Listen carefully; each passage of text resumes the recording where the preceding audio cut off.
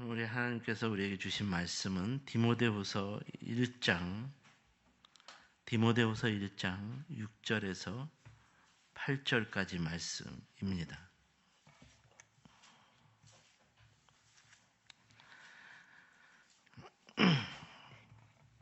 디모데후서 1장 6절에서 8절까지 말씀 함께 읽겠습니다. 그러므로 내가 나의 안수함으로 내 속에 있는 하나님의 은사를 다시 부릴 듯 하게 하기 위하여 너로 생각하게 하노니 하나님이 우리에게 주신 것은 두려워하는 마음이 아니요 오직 능력과 사랑과 절제하는 마음이니 그러므로 너는 내가 우리 주를 증언함과 또는 주를 위하여 갇힌 자 된 나를 부끄러워하지 말고 오직 하나님의 능력을 따라 복음과 함께 고난을 받으라. 아멘. 세종 지역에 코로나 또 이 확진자가 갑자기 급증했습니다. 종촌 초등학교에서 그 확진자가 급증해서 저희 아내가 그 코로나 검사를 하고 있는데 어제 500명 코로나 검사하고 오늘은 더 많은 사람들이 몰려와서 저녁에까지 이렇게 늦게까지 코로나 검사를 또 하고 있다고 이렇게 연락이 왔는데 그만큼 코로나 확진자가 검사 대상자가 너무너무 많아져가지고 코로나 바이러스 위협이 우리 세종 지역에 계속 심각하게 좀 일어나고 있는데 더 주의해야 되겠습니다. 주의하고 경계해야 되겠습니다. 그리고 이 시간까지 코로나 검사를 하고 있는 김유숙 사모를 위해서 기도해 주세요. 네.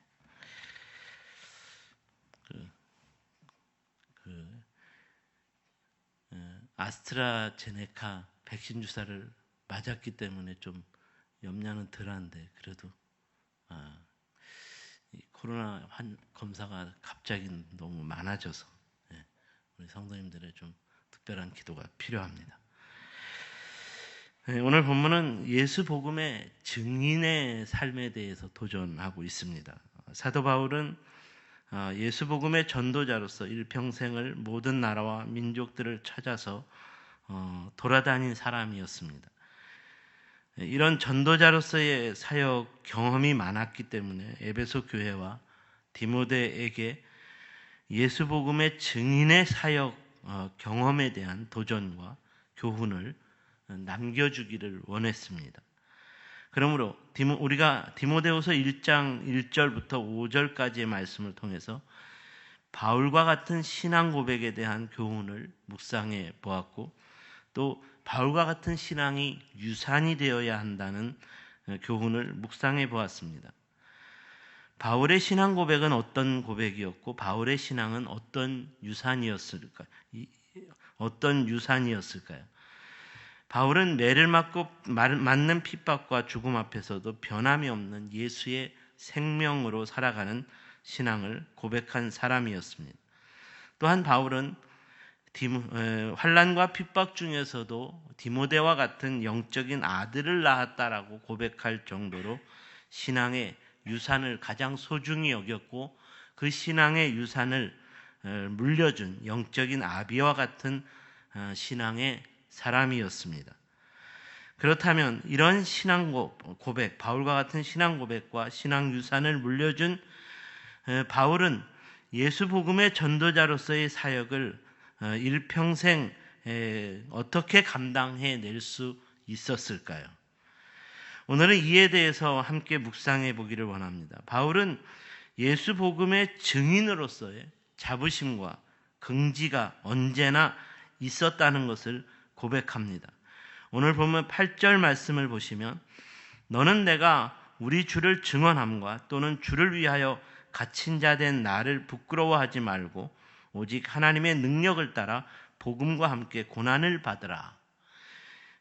바울이 디모데에게 자신처럼 예수 복음의 증인의 삶을 위해 자부심과 긍지를 가져야 할 것을 도전합니다.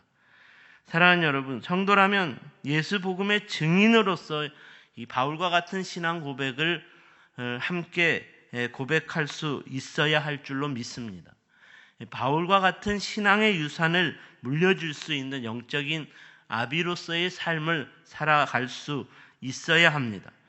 그러므로 오늘은 사도 바울처럼 예수 복음의 증인의 삶이 계속되려면 우리는 구체적으로 어떤 신앙 훈련을 받아야 하는가에 대한 질문의 대답을 두 가지 교훈으로 오늘 본문을 통해 묵상해 보고자 합니다. 첫 번째로는 항상 우리 안에 하나님의 은사가 불일듯 일어나야 한다는 것입니다. 예수 복음의 증인의 삶은 바울은 항상 은사를 사모하는 삶이라는 것을 강조합니다. 그러면 오늘 본문에서도 이러한 은사를 계속 사모해야 한다는 것을 도전하고 있습니다. 내가 나의 안수함으로 내 속에 있는 하나님의 은사를 다시 불릴 듯 하게 하기 위하여 너로 생각하게 하노니. 이 말씀은 바울이 디모데를 위해 간절히 안수해 주었는데 디모데에게 하나님의 은사가 불일 듯 나기를 위해 축복해 주고 안수해 주었다는 말입니다. 은사는 성령 하나님께서 각각의 성도들에게 부어주시는 영적인 선물입니다. 고린도 교회를 향한 서신서를 보면 바울은 성도들에게 성령님께서 기름 부어주시는 선물을 위해 안수 기도를 받게 함으로써 각각의 사람들에게 부어주시는 성령 하나님의 은사를 사모해야 한다고 도전했습니다. 그러므로 우리가 고린도 교회에게 전한 바울의 서신서를 통해서 고린도 교회 성도들이 성령의 기름 부으심의 안수를 받아 여러 가지 은사를 받은 자들이 나타났다라는 것을 증언하고 있는 말씀들을 고린도에서 곳곳에서 찾아볼 수 있습니다. 고린도전서 12장 28절 이하의 말씀을 제가 읽어드리겠습니다. 하나님이 교회 중에 몇을 세우셨으니 첫째는 사도요, 둘째는 선지자요, 셋째는 교사요, 그 다음은 능력을 행하는 자요, 그 다음은 병 고치는 은사와 서로 돕는 것과 다스리는 것과 각종 방언을 말하는 것이라. 다 사도이겠느냐? 다 선지자이겠느냐? 다 교사이겠느냐? 다 능력을 행하는 자이겠느냐? 다 통역하는 자이겠느냐? 다 방언을 말하는 자이겠느냐? 너희는 더욱 큰 은사를 사모하라. 내가 또한 가장 좋은 길을 너희에게 보이리라. 이 말씀을 통해서 우리가 알아야 하는 것은 바울은 성령님 안에서 성도들이 각각의 은사를 사모해서 그 은사를 받는 삶이어야 한다는 것과 더욱 큰 은사를 사모하는 삶으로서 항상 은사가 불일 듯 일어나야 한다는 것을 도전하고 있습니다. 예수 복음의 증인으로 살아가는 삶과 사역 가운데 성령께서 부어주시는 은사는 반드시 나타나는 것입니다. 성령님의 은사는 교회 공동체의 유익을 위해서 꼭 필요한 것이기 때문에 성령께서 주시는 선물입니다. 만일 교회 공동체 가운데 성령님께서 부어주시는 은사가 나타나지 않는다면 이는 교회 공동체가 성령의 은사를 사모하지 않기 때문이고 그 은사를 구하지 않기 때문입니다. 어떤 사람들은 예수 복음의 증인으로 살지 않으면서 신비한 성령의 은사만을 받으려고 사모합니다. 만약에 이렇게 받은 신비한 은사가 있다면 그 은사는 성령님께 받은 은사가 아닌 경우가 많습니다. 사단에 속한 은사인 경우가 대부분이라는 말입니다. 이런 사람들은 받은 은사를 자기 영광과 자랑을 위해 사용합니다. 고린도 교회 가운데에서도 이렇게 자기 영광과 자기 자랑을 위해 은사를 남용하는 사람들이 있었습니다. 그래서 전혀 교회의 유익을 주는 은사가 아닌 교회 공동체 안에서 갈등과 분쟁을 일으키는 원인이 되었다는 말입니다. 누구의 은사가 더욱 큰 은사인가를 자랑하는 교만에 빠져 분쟁과 다툼이 일어났다는 말입니다. 바울은 이러한 고린도 교회를 향해 너희가 더욱 큰 은사를 사모해야 한다. 그런데 이렇게 더욱 큰 은사를 사모해야 하는 이유는 오직 예수 복음의 증인으로 살아가는 삶을 위해 꼭 필요한 것이어야 한다라고 도전합니다. 저는 이 말씀을 묵상하면서 오늘날 교회 공동체 가운데도 은사를 받았지만 진정으로 교회를 위한 유익을 주지 못해 그 은사가 아무짝에도 쓸모없는 필요 없는 은사가 되어버린 성도들의 모습을 볼 때가 너무나 많이 있다는 생각이 들었습니다. 예수 복음의 증인으로 살아가지 않으니까 아무런 필요가 없는 은사가 되어버렸다는 거예요. 그저 자기를 자랑하고 자기의 신앙 경험을 자랑하는 은사가 되어버렸다는 것입니다. 은사를 받았던 삶이었다는 것이 과거형일 뿐, 과거에 하나님을 통해 이런 은사를 받았다라고 하는 자랑하는 것일 뿐 아무런 소용이 없는 은사, 그 은사를 자랑하는 모습을 보게 된다는 것입니다. 사랑하는 여러분, 여러분이 방언의 은사를 받고 말씀을 가르치는 은사를 받고 기도하는 은사를 받고 병 고치는 은사를 받았으면 무엇합니까? 그래서 어쩌자는 겁니까?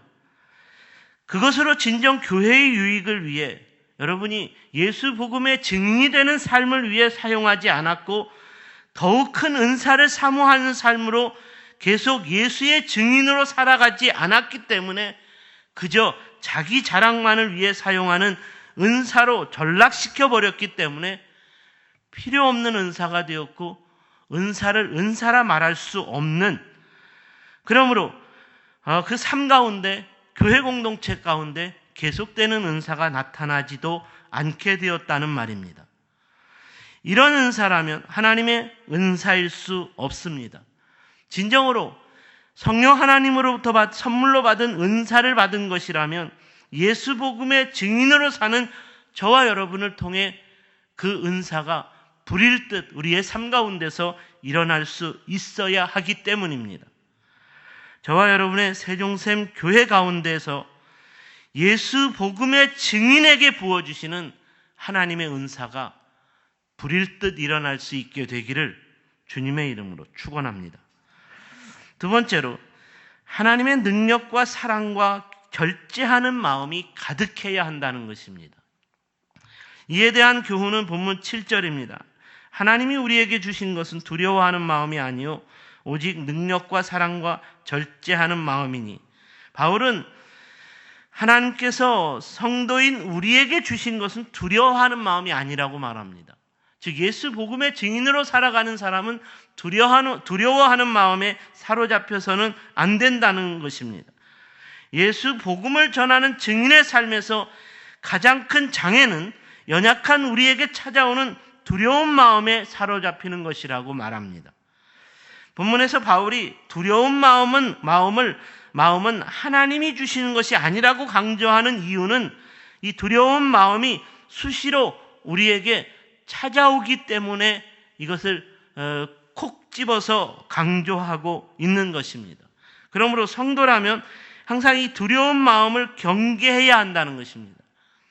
두려운 마음은 하나님과의 관계가 약해졌음을 알려주는 적신호인 것입니다. 그러므로 우리 안에 두려운 마음이 생긴다면 그 순간부터 이것은 하나님이 주시는 마음이 아니라고 단호하게 끊어낼 수 있어야 한다는 말입니다.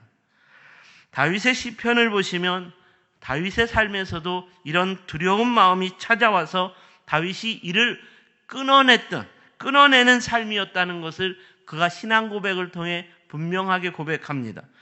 시편 3장 6절 말씀을 보시면 천만인이 나를 둘러치려 하여도 나는 두려워하지 아니하리로다. 바울이 이렇게 말한 것은 두려움이 찾아왔다는 것입니다. 두려움이 찾아왔지만 내가 그 두려움을 이겨냈다는 것입니다. 시편 27장 3절 말씀에 군대가 나를 대적하여 진칠지라도 내 마음이 두렵지 아니하며 전쟁이 일어나 나를 치려할지라도 내가 오히려 의연하리로다.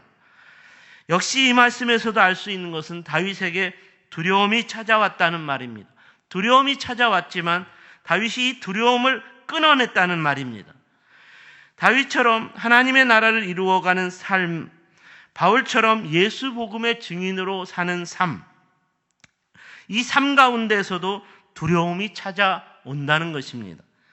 두려움이 찾아온 것으로 인해 포기해버리고 중단해버리고 멈춰버리고 뒤돌아서 버린다면 두려움에 사로잡힌 것입니다. 두려움이 찾아오는 것으로 인해 그저 교회 공동체 안에서 성도의 교제만을 즐기는 삶을 살아간다면 이는 온실 속의 화초와 같은 삶일 것입니다. 매주 사도 바울의 삶을 통한 교훈을 찾아 말씀을 전하는 목회자의 관점에서 볼 때 저는 오늘날 한국 교회와 성도들은 두려움에 사로잡혀 온실 속의 화초와 같은 성도의 교제만을 즐기는, 그래서 자기중심적인 자기 유익만을 구하는 신앙생활에 빠져 있다는 생각이 듭니다. 오늘 본문에서 바울은 분명하게 말합니다. 이런 신앙생활을 하는 사람들에게 분명하게 말합니다.